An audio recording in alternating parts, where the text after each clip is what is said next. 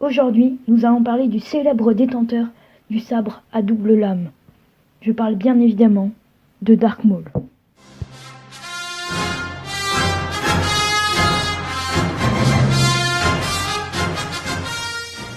Dark Maul naquit sur la planète Iridonia, d'un père Zabrak qui fut tué à la naissance de Maul, et de sa mère, Caecina, qui était une humaine, qui faisait partie des Sœurs de la Nuit.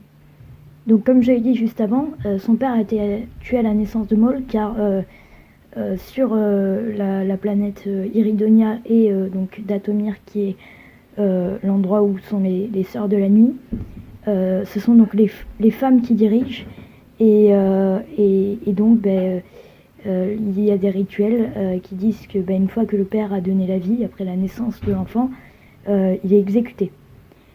Donc très peu de temps après que Maul soit né, sa mère l'amène donc sur Dathomir, qui est donc dirigée et occupée par la mère Talzin, qui est donc la dirigeante des Sœurs de la Nuit, qu'on peut apercevoir dans Clone Wars saison 4, et qui est donc chargée de former les Frères de la Nuit, qui est un clan exclusivement formé d'hommes, et qui sont en fait les esclaves des Sœurs de la Nuit, et qui sont donc très très maltraités. Donc Maul a deux frères, Savage et Feral, qu'on peut apercevoir toujours dans Clone Wars saison 4, qui font eux également partie du clan des Frères de la Nuit. Et donc comme la plupart des Frères de la Nuit, Maul subit beaucoup de rituels.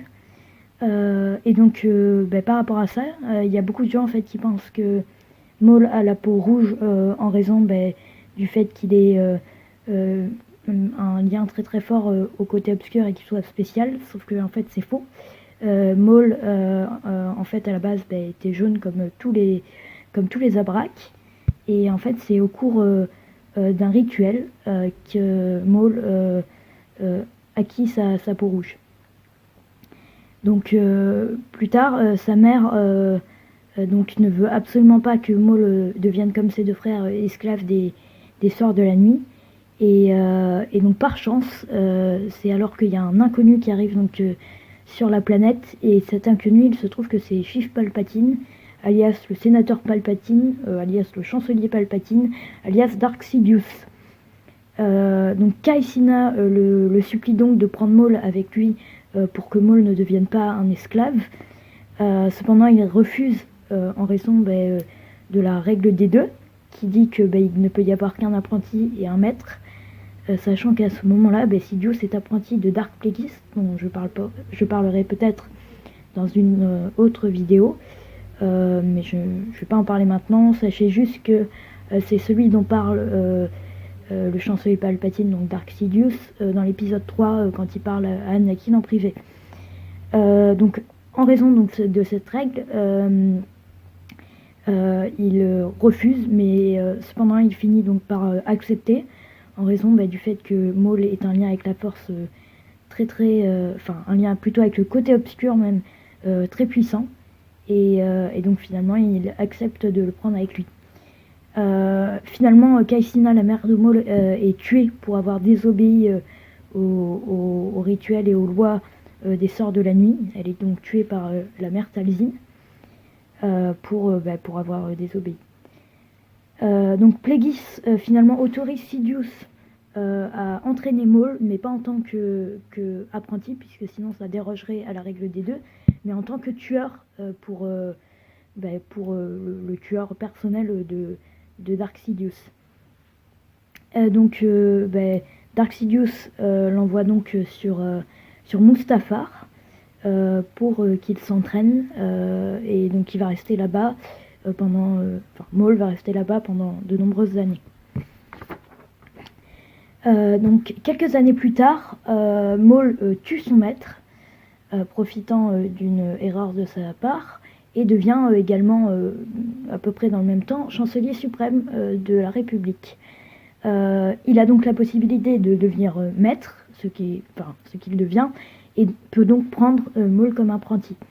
Il décide alors de donner à Maul plusieurs missions que Maul réussit avec succès, Et donc je voulais vous parler d'une d'elles qui une petite anecdote expliquant quelque chose d'assez cool.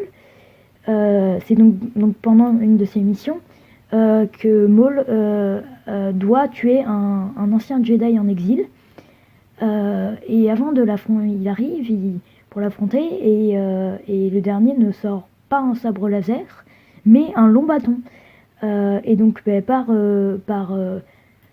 le fait que Maul soit étonné de ça et que en fait le Jedi maîtrise très bien le combat avec un bâton, le Jedi réussit à battre Maul. Et donc Maul s'en inspire et décide donc d'attacher 2 sabres laser ensemble pour créer un double sabre laser. Et donc c'est de là que vient le double sabre laser. Donc il décide donc de revenir combattre ce Jedi. Et au bout d'un combat acharné, il réussit à battre le Jedi en faisant apparaître par surprise la deuxième lame de son sabre laser. Et donc il réussit donc la mission de Sidious et va même réussir une autre mission très très difficile qui est donc de battre le clan du Soleil Noir à lui tout seul, qui est une organisation criminelle très très très puissante, et donc il réussit cet exploit. Et quelques temps plus tard, pendant donc le blocus de Naboo qu'on peut apercevoir dans le 1, Sidious donne comme mission à Maul de partir à la poursuite de la reine Amidala. Et donc ses traces le mènent jusqu'à la planète Tatooine, où il rencontre le maître Jedi Qui-Gon Jinn. Et donc il le combat et finalement Qui-Gon Jinn réussit à s'enfuir. Tout ça est donc dans l'épisode 1, la suite aussi. Donc dans l'épisode 1, la menace fantôme.